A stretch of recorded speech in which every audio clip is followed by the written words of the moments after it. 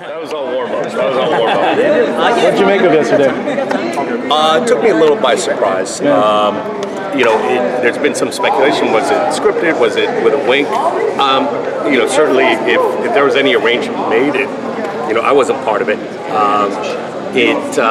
So yeah, it caught me off guard. When he went up to you, were you thinking, is this a work? Is he just being a character, or is it something where like... It started there, but and it felt to me in that moment it became more than that. That there was genuine animosity there, and whether it's you know, because of my association with Floyd, or the whole the microphone gate thing that now it's grown to epic proportions. You know, we made it real clear that, you know, there were some technical glitches in LA. Some videos didn't play, the monitors didn't work. There's a range of things that weren't perfect. It was the first stop.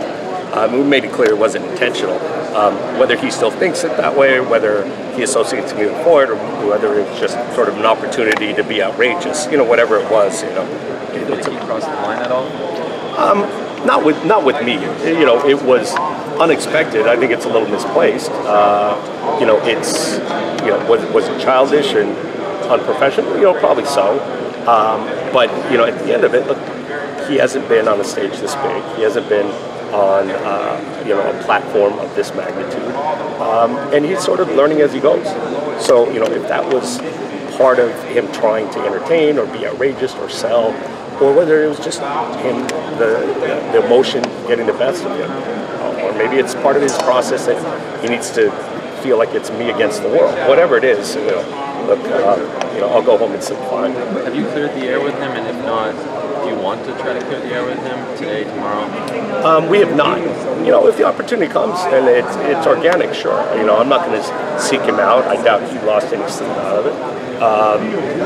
You know, sort of personally, I generally try to take the high road on stuff like that. I can't always say that I have, particularly on Twitter. But it's a goal, it's an ideal. So I don't know if it's going to continue, if it's a one-time thing, and if it does continue, I don't know how long I can continue to bite my tongue. Is there any part of you that's like, this is part of his brilliance, that he's almost made like a sub-feud between him and Showtime, him and Floyd Sr., him in the backpack? Like he's made a narrative here. Can you appreciate that at all? Oh, no, absolutely. I mean, you know, and I think what you've seen more importantly is a respect level for Floyd that you typically don't see. Because Floyd is acutely aware of the marketing value, and he knows that he carries virtually every promotion that he's in. You know, particularly even the biggest one ever, he carried the Pacquiao side of things. You know, the Pacquiao name and sort of the image took a lot of value, but in terms of actually carrying the promotion, he didn't. So I think there is a great deal of respect for the audience that Conor brings, and the passion and enthusiasm, and the fact that you've got 2 + 2 adding up to much more than 4. So yes, there is a God-given, you know, talent in doing what, you know, what Conor does. I mean, it's like if you saw The Rock early in WWE. You know, he certainly refined his skills as he progressed, but from the very first moment, you saw he had an ability to sort of hold a crowd in the palm of his hand, and it's something that Conor has as well. Tensions are kind of building with the press conference, given what happened yesterday. What happens if Conor puts his hands on Floyd? It would surprise me if he did.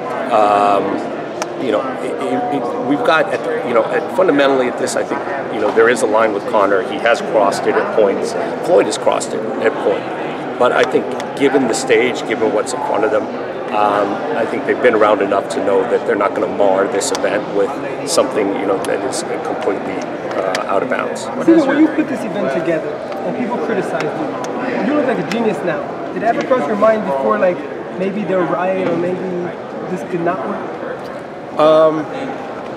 No, you know what? I thought it would work. I didn't think it would get done. And there's, you know, I learned pretty quickly as an exec, there's not a lot of room for doubt. You've got to make a decision and go with it. Some of them have been wrong. I've made some terrible decisions along the way. But it's not going to, I'm not going to spend a lot of time, you know, grieving over those. Conor's fans are a very loyal bunch. He referred to TJ Dillashaw as a snake. He continues to hear that, and I'm just wondering, how has your Twitter been today? Because when we tweeted the video, I saw some of the mentions, and there's some pictures there. Has it been aggressive? What has it been? Have you even looked?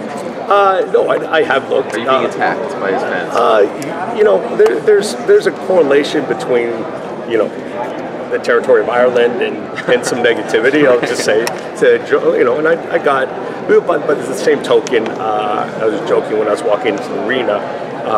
You know, I got stopped by, you know, several guys in Irish T-shirts and clear colors, and we joked back and forth. And you know, I think, yeah, look, you've got on Twitter and social media, you've got a vocal minority who are, you know, way out of bounds.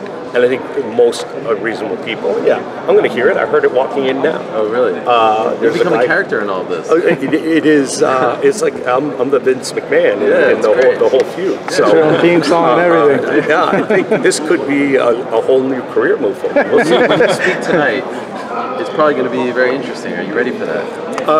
It will be. You know, I'm trying to put pressure on you. No. The interesting part in Los Angeles, you know, that's another point that took me back. There's been an event that surprised me at each one, and that's from the very first word how enthusiastically I was booed, even before I finished a complete sentence. So I learned from that one there really is no point trying to impart information.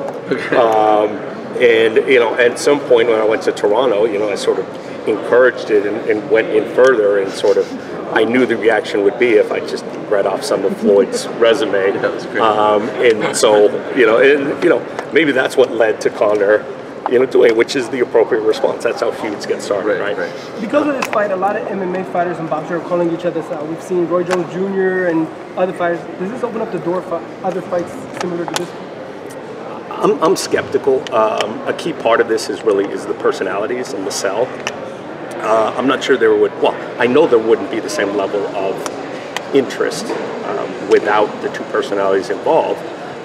We thought about populating a good portion of the undercard with MMA versus boxing. The reality, you probably end up with a lot of short fights. I think, you know, that's not meant as a slight. If we did it in reverse, you know, in an octagon or in an MMA, you know, in a cage, then, you know, sure, there'd be a lot of short fights there as well. So I think this is almost the perfect storm of a number of different features. It'll be few and far between, but maybe it could happen.